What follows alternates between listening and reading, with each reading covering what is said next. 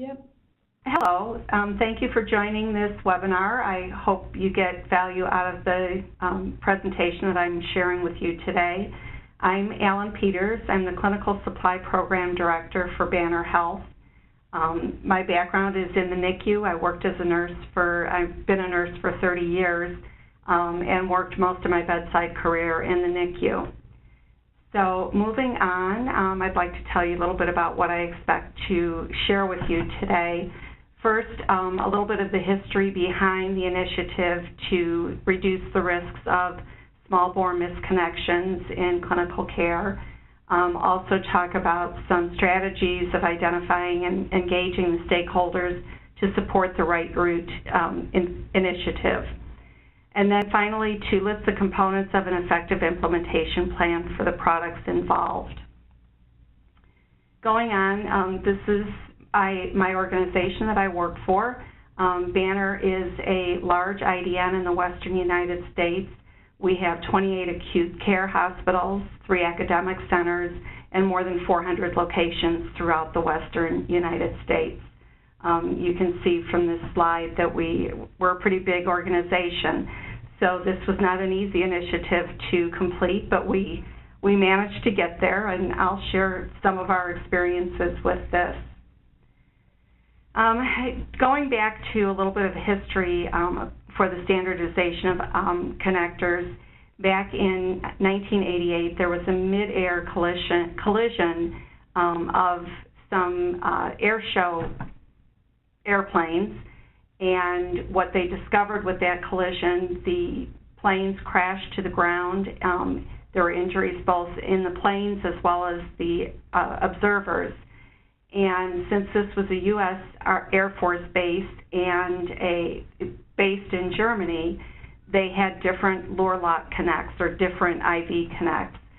So the first responders ran into a lot of challenges around how to take care of these patients. You'll see here on the slide, the American lure lock device was used by the Army first responders, and the German first responders were using a record connector.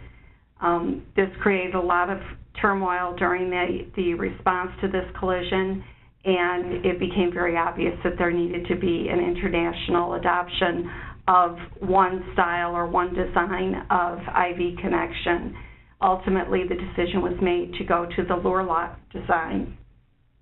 Going on with the history, early in the 90s, the needleless connectors came into existence. They were used to reduce the risk of needle stick injuries, but what they found once they started bringing in the needleless connectors was that lure or slip tip syringes could also could access those ports. So we had a new problem that we had to address. How do we avoid attaching a feeding to an IV with these needleless connectors? So early on, and this goes back in my history, early in the 2000s, the manufacturers started coming up with their own ideas of how to prevent the access of lure needleless connectors with a slip tip syringe. So they had many different ideas. One was to add on a device. So they either glued or they heat seated or they put on some type of locking tip on lure lock syringes or slip tip syringes and felt that this might be an option. Some manufacturers increased the diameter of the slip tip syringe, and others had proprietary designs. None of these were acceptable alternatives, and without a uniform design, it was near impossible for anyone to be able to adopt a safe mechanism for feeding supplies. So for Banner, we went and we started considering what were our options, and GEDSA was formed, and I know that everyone that's looking at this is aware of GEDSA and the history that they have with enteral supplies and loaded or small bore connections. So when Banner started looking at this, we decided, okay, what is it that we want to look at? What are the questions behind adopting ENFit? So what we found out is there is no consensus on color. Some manufacturers use purple, some orange. There's even some blue and some green out there in the market. So color was not going to be a deciding factor for the adoption of ENFit. Proprietary design for anyone that works in supply chain or is at the bedside when they find out that something is not available, that can really cause turmoil in taking care of your patients. So a proprietary design would really limit our ability to provide care to our patients when we don't have, if one of those pieces or components is not available. So the next thing was, as the ENFit design came into existence, there was the discovery that the tip of the ENFit syringe really impacts the accuracy of the low doses. So your smaller, less than 1 ml dosing, and they had to go back to the drawing table and come up with the low dose tip, which has now been approved by the FDA and is on the market. And then the other question is there a mandate or is there regulation? At this point, there is not, but there's a lot of work going on behind doing that. And then some manufacturers are holding out. They're not convinced that the design is going to be the final design, so they're waiting before they put a lot of investment into producing product. For me and for Banner, the reason we decided to move forward with this is that there are products out there that can reduce the risk to our patients. So why would we continue doing something that has been shown time and again to add risk to our patient care? So for us, now that we have products in the market, we decided that we needed to move forward with implementing ENFit products. So some areas to consider as you're going through an implementation or preparing for an implementation there are many different off-label uses, both for feeding supplies that are used for other purposes and other products being used for feeding purposes. So you have to really look at where are products being used. The big areas for consideration are peri-op and imaging. They use a lot of feeding tubes for urinary catheters in infants, and we need to be able to prepare and find an alternative for them once ENFit is implemented. Other items or other things to consider are departments that may be doing their own direct orders for other products that you may not be aware of when you're starting this whole process. You need to look at your custom packs. For Banner, we do our own custom packs, so we have a little bit more investment in the process. For those of you that are purchasing custom packs from a distributor or a manufacturer, you will want to make sure that your custom packs are compatible with what you're using in your facility.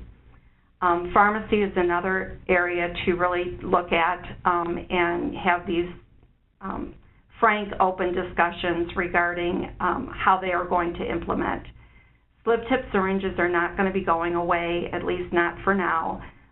So pharmacy does still have the ability to use slip-tip syringes. But at the bedside, those tips will not fit to an enteral feeding tube. So there needs to be some adjustment if pharmacy is going to continue to use slip-tip. And then the next thing to think about for pharmacy is what kind of light protection. A lot of the ENFit syringes at this point do not come in an amber design, although I hear more manufacturers are starting to produce them. So the implementation process, this was a long-term process that we had to engage in. What we did was we started with going to the leadership, providing them with the information that they needed so that they knew that we're doing this in the best interest of our patients, and to get them engaged, help us to identify the project leads, within the facilities, within the different disciplines. Engaging with all of your providers really makes a big difference. And then we needed to determine what our current state was. So what products do we have in use today? How are they being used? Who is the person that's going to be able to answer the questions, the difficult questions when you say, okay, we're going to commit to this, but where are the barriers? What do you foresee as barriers as we move forward? The next item, the meeting with suppliers, was really an eye-opener for me.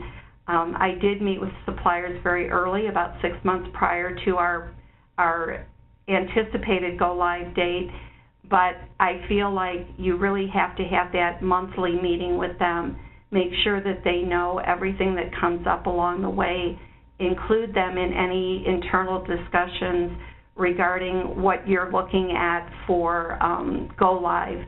So who's going to be providing the support, who's going to determine the education that needs to be done, and how will the suppliers support the process. And then do your cross-reference early. I don't encourage anyone to change manufacturers in the middle of this, because that just adds another level of complication to the already complicated process. So confirm your cross-reference early and then go back and confirm several times before you make your initial orders. So preparing for ISO 80369-3, or as we know it, Enteral Connect or ENFit Connect, you start early and you start with recruitment. As I mentioned, I talked to the leadership, the facility leadership, and had them help me get the right people on board. Some of the disciplines that I have on this list I learned later, so I had to scramble to get people engaged later on. But these are just the groups that I worked with, and I think we've pretty much gotten a hold of everyone that we need to. So supply chain is crucial. They know what their inventory is. They know what their ordering practices are. They can help you with working through depletion of product. You want nurses involved, because if you give a nurse a syringe that doesn't look familiar, he or she is going to panic. So you don't want to have those panic situations, especially at the bedside, where it could impact a patient. Dietitians were crucial to this process. I was surprised at how involved they are in the process, but they were a huge support and really helped me to identify some areas that I was not prepared for, such as the discharge coordination. Pharmacy I've already addressed. The EMR, your informatics team needs to be on board. They need to be able to, when the patients are receiving feedings, they need to be able to document what it is the patient is receiving and what route they're receiving it. I would encourage you to start the EMR discussions early in the process, because as we all know, IT can get backed up and it can sometimes take months to get things done. The discharge coordinators, as I mentioned before, was an eye-opener for me, because ultimately when they plan for discharge, they're communicating with any home care settings, any long-term care settings, home equipment companies. So they need to be able to communicate to those outpatient contacts as to what they need for these patients. So they were a big help for me. They also helped me with the informatics part of this. The clinical educators are crucial. They're going to help you with the communication to the staff that's going to be using the supplies. I asked them to work very closely with our suppliers to develop the education and to put it out to everyone. I didn't put it out too early. I prefer to do it in a timely fashion, because if you give them too much information too early, it sometimes becomes overwhelming, and it creates some panic that isn't necessary. For Banner, we do have our own home care agency. We also have our own home equipment agency. So I worked very closely with them. In doing that, I could only recommend what Banner was doing during the hospital stays. But for the other referral agencies that your patients may work with, your patient's insurance may work with, I encouraged all of our suppliers to get in touch with all of the local agencies to make sure that they were aware that this was coming. And then you want to work with your ancillary departments so that they can help you understand any products that they're using today that they may not have realized may be impacted by this. As I mentioned before, the feeding tubes being used as urinary catheters in infants. So this is just the summary list of groups that I worked with. And as I said, I've added names and groups as we work through the process. So I hope you find that part helpful as you start working forward with your implementation planning. So for implementation strategy, like I said, you really do need to notify your suppliers and your distributors of what is coming. Give them a little bit of an idea of what your timeline is. I encourage you to set a timeline and stick to it as best you can. I realize that sometimes things happen that may delay it a little bit, but you don't want to see delay after delay.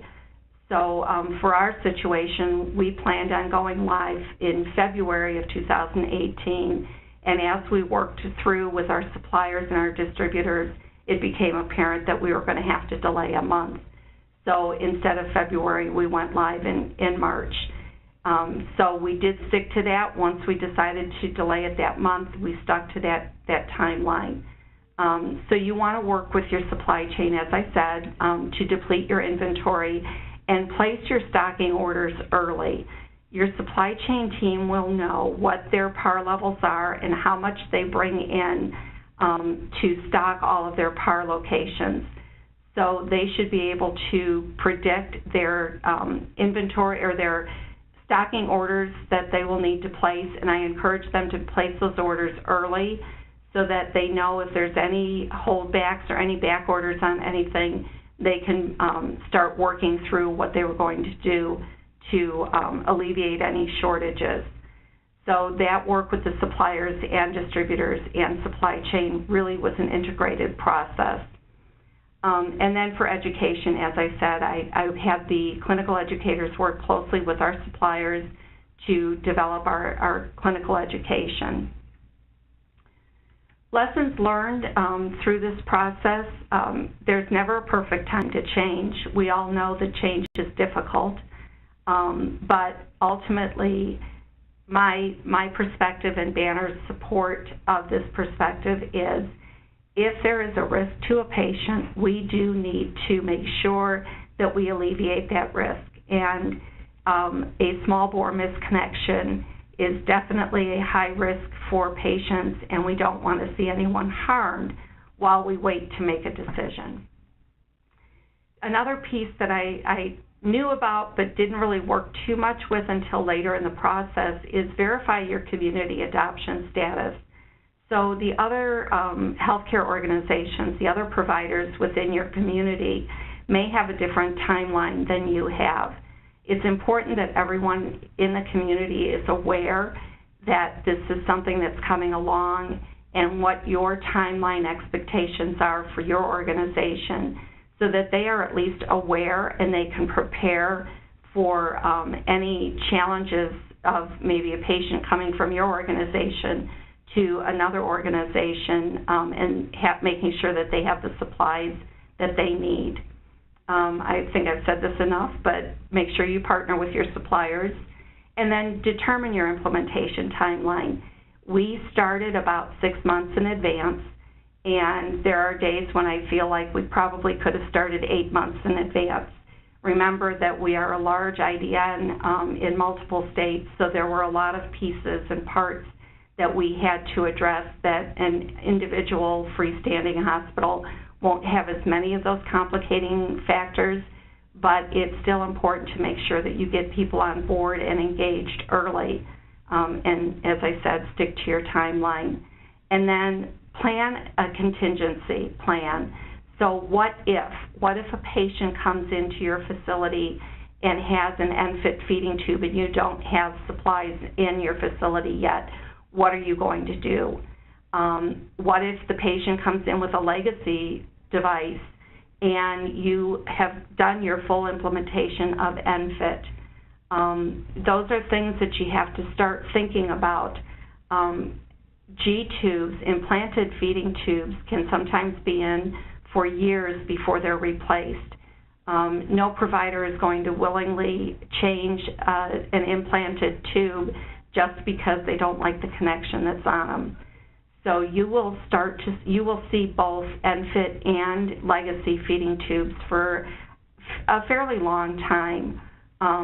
With that being said, no matter how long you wait to implement, you will still have challenges with patients that are going to show up in your facility with a legacy tube for months and maybe even years down the line. So as you go through the process and you start bringing in the products, you will have to keep some type of supply, whether it be a cart or a special shelf somewhere in your warehouse where you keep legacy supplies for those what-if scenarios. You need to come up with some idea and some plan for that.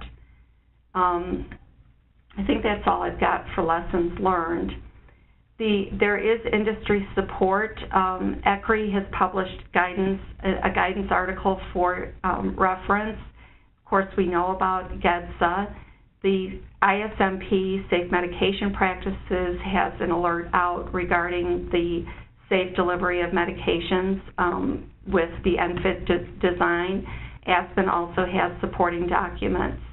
While Joint Commission has not necessarily made a recommendation at this point, I know from our facilities we have had some surveys over the last year or so, and we have had Joint Commission surveyors ask the question, what are you doing to prevent small bore misconnections? They won't ding you for it, but they do ask the question now, and I think it's really getting the word out that this is coming. We can't hide from it. It is going to happen, so it's best if we start to prepare early. So the question is, if not now, when do we do it? Do we wait for a mandate? Do we wait for all products to be available? Wait for the discontinuation of legacy products? Or wait for someone else to go first? What about your patients that are admitted from other organizations that show up in your facility with an ENFit tube? Or do you wait for that mishap to occur and then have to address that after the fact? So these are just some thoughts that I had as I went through and I started to present this to our leadership at Banner. These are the questions that I brought forward to them. And not surprisingly, I was very happy to have leadership say, there's no reason to hold back. Let's do it, let's get it done, and make sure that we make our patients safe. So in conclusion, it's been a long time coming, starting in 1988 with the lure lock connection issues, in the early 2000s with the drive to get away from needle sticks and prevent needle sticks from happening, to manufacturers trying to come up with their own design of an enteral-only device, to today where we have many vendors, most vendors, who have embraced the ENFit design and are actually producing products now and able to take on the new business. So the manufacturers are out there, they're ready. Not everyone has gotten on board yet, but for the most part, you can get everything you need today to provide safe connections for your patients.